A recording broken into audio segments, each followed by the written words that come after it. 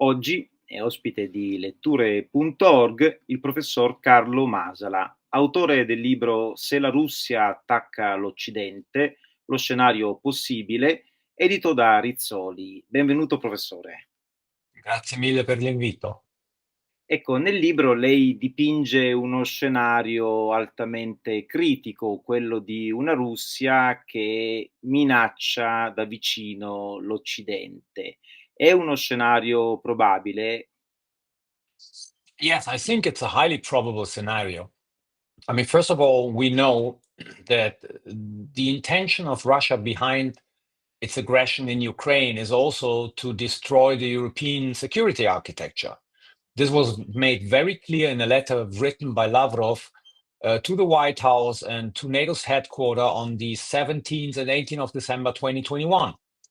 It is always repeated by the Russians that they would like to talk about the European security landscape with the Americans since Trump is in office and has this kind of bilateral negotiations with Russia.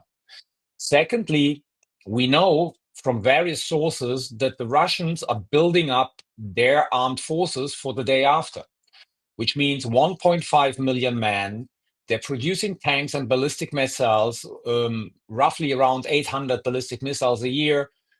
Tanks, it depends, between 1,300, 1,500 a year, refurbished one, but also new ones, which we don't see being used in Ukraine.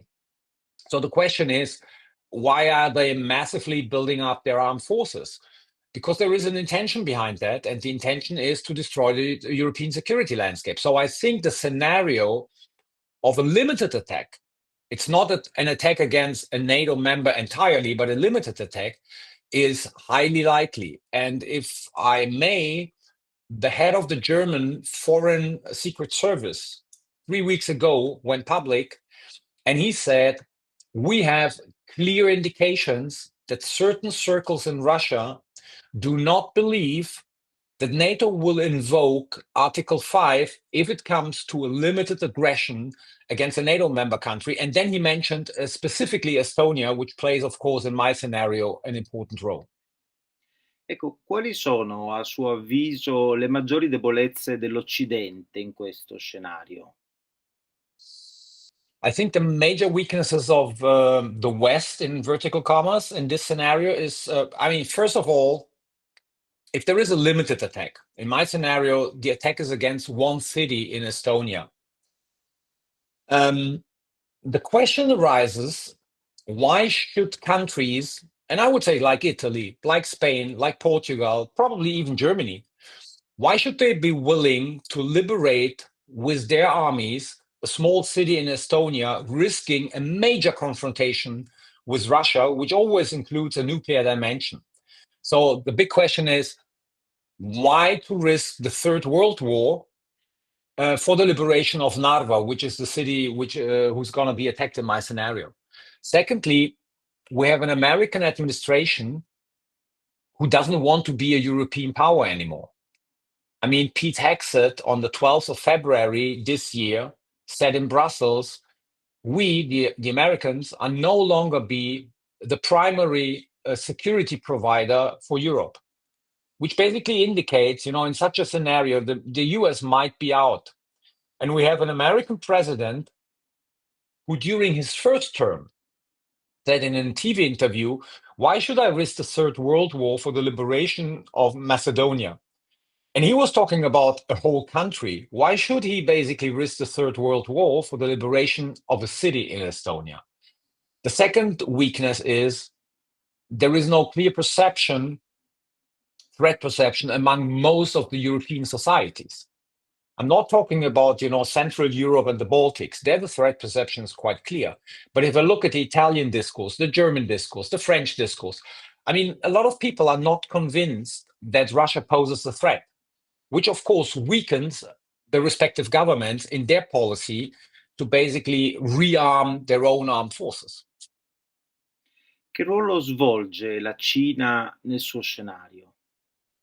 I think China is one of the major profiters of this scenario. I mean, in my scenario, the Russians are asking China for help. Help in the sense that they're doing something in Asia to distract the US from the main theater. And my scenario ends with a small scene, phone call between the Russian president and the Chinese prime minister, where basically the Russian not the Chinese prime minister, the Chinese president, where basically the Russian president says, things are moving quicker than the past 100 years. And the Chinese president says, yes, and we are in the driving seat. These two sentences have been exactly said by Putin and Xi during their meeting in Sochi last year. So basically for them, such a scenario and the end of NATO, because the scenario would result in the end of NATO, is one further step in their attempt to basically create a new world order which benefits China and Russia. Nel suo libro lei descrive un riavvicinamento della Russia all'Occidente, paragonandola un po' alla politica di Gorbaciov. Quali scopi avrebbe questa politica? Well, it's basically to create some confusion in the West. And that's exactly, you rightly mentioned, I have a new president coming in that scenario. And the idea behind that was Gorbachev. Because when Gorbachev came into power in 1984, the West for almost 3 years didn't know whether Gorbachev was really something new or whether he was actually an old communist, but just nicer than Brezhnev. So better in propaganda than the old Soviet leaders.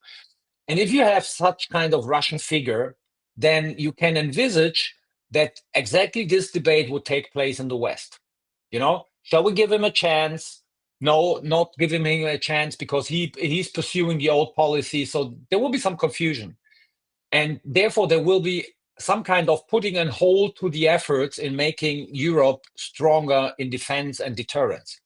And this was the reason why basically I brought in a new Russian president. Un'ultima domanda, professore. Come dovrebbe reagire, a suo avviso, l'Occidente per evitare che questo scenario divenga realtà?